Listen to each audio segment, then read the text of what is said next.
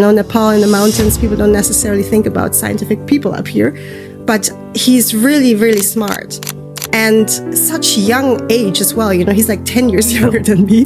And came up it's been such a discovery that we made just the other morning, just chatting over breakfast. We haven't really even had a time to consolidate the theory. But what we're pretty sure is there's a fantastic paper that's coming out of this, definitely. And if it was not peer reviewed by Western science, we'll peer review it in our Eastern science ether stuff. Theory. And so I was just commenting on some posts, and it was Arif Ali who saw I was into ether theory, and he connected with me. He wanted to meet up online, and I was like, yeah, let's do it. And then we had this beautiful interview about a year ago where we were in Mexico, and tried to explain to him, what we have, and he was really into it. There was a lot of overlapping points, and so now we're here finally in Nepal.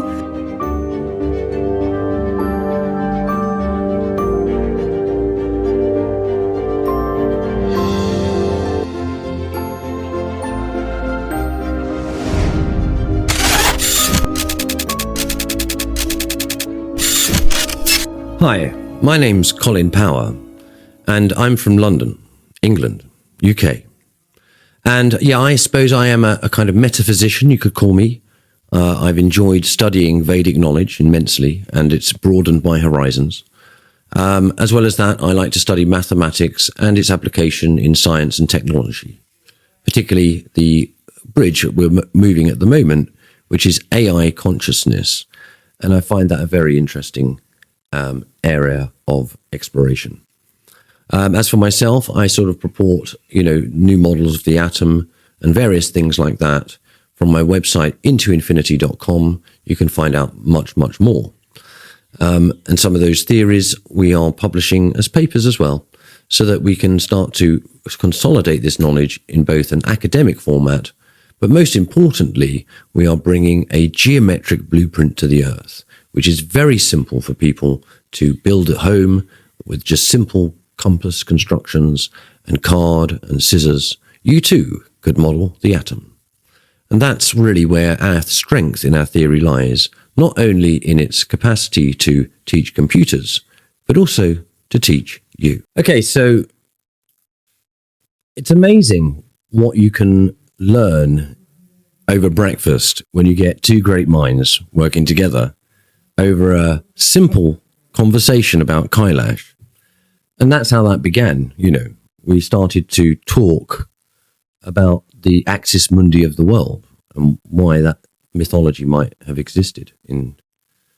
That ties in a lot to like Lord Shiva and the Shiva Lingam and the bundle on the top of his head where, you get this water or semen or whatever you want to call it, spurting out, which was significant because it was the beginning of, say, civilization.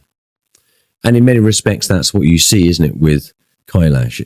It has a north, south, east, west kind of facing pyramid almost like, but out of an immense sort of scale. And to say almost like the lingam of the earth, it could be, well considered, particularly with the culture and everything like that. And therefore we were talking, when we talked about the, grand theory of everything, actually the lingam is actually representative of this torus field, if you like, this inner core, which is, how energy moves, if you like, through this surface of this water. And so, we're talking more and more, and then we start to actually think about what happens when you start to link the 360-degree circle, which emerges from the Vedic knowledge, and in India and all of that was very clear. And what I saw from my study of the Indus Valley all the way back then was that, that culture that 360-degree circle had sort of like moved, I think, across into the Egyptians, and they were using it then.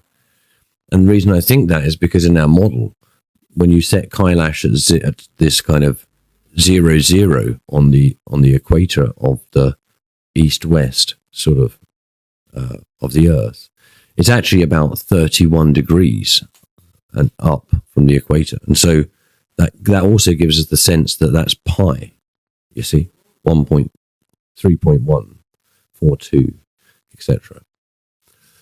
3 and a bit. So you could say, yeah, maybe it slipped slightly, but that's a very interesting resonance, isn't it, on the Earth itself? And so, we started to sort of think, hey, what happens if you set that at 0? How does that adjust our perceptions of where these sacred sites are set?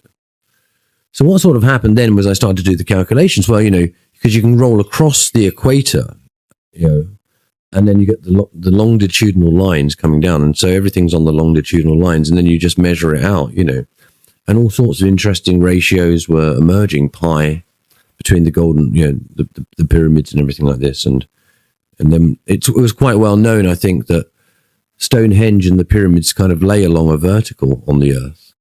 A lot of people know that, particularly as I've been hanging out in Glastonbury, and all the megalithic builders are talking about pyramids and all this stuff. But I also had read a book about the 366 degree circle, and I knew about the 366 being the sidereal year, because when you stand at the galactic center, it's not like 365 days, it's 366. Extra day gets added as we go around. And then we have the moon year, which is 364, which is the 28 days times 13 months of the year. And that was another type of calendar. And you find all that knowledge, quite extensively in the Mayans. And we were there like last year, literally at Chichen Itza. So I sort of pumped that into our particular system, as it were. And what came out that was, this really interesting geometric ratios that emerge. And those ratios themselves show that there is a certain point where Kailash, in a way, is directed actually at the galactic center at exactly a 60-degree angle. And that is quite incredible, that it just happens to be not close, but exact.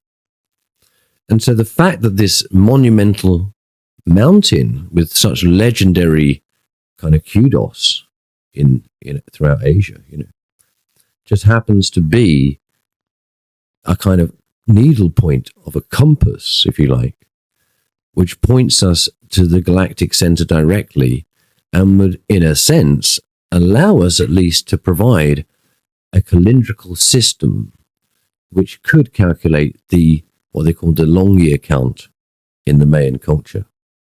And so long year count in Mayan culture stems, over 25,000 years, And you can imagine what Kailash is doing is qualifying 5 of those in exactly the same way as the Mayan count is doing. So that's the model. The model is we are moving the Greenwich Mean Time around on the equator to now set it as Kailash Mean Time. And in doing that, what happens is we align in such a way that the geometry, the 60-degree geometry, happens to align with the galactic center. And what we're saying is it's almost like you have the north, east, south, west of Kailash and its lingam and all of its properties where it's the beginning of civilization. And then you scroll over, if you like, round to the Mayan civilization, and you get a similar sort of amazing calendrical system and all of that. And then up to Stonehenge, where we get the 366 from the megalithic builders and all of that, our degree circle. And all of the degree circles, if you like the Mayans have the 260 degree circle because that's how they qualified the moon, if you like, in 13s. But when you actually start to put this together, it forms one system which works as a whole. Now, that's pretty amazing anyway. But what we discovered is that when you start to look at this system through a certain lens, what we call we call it like our kind of special ratio that we use, a universal ratio, and that's to do with the golden ratio and something called the square root of 6 divided by 2. And those are really important ratios in our system.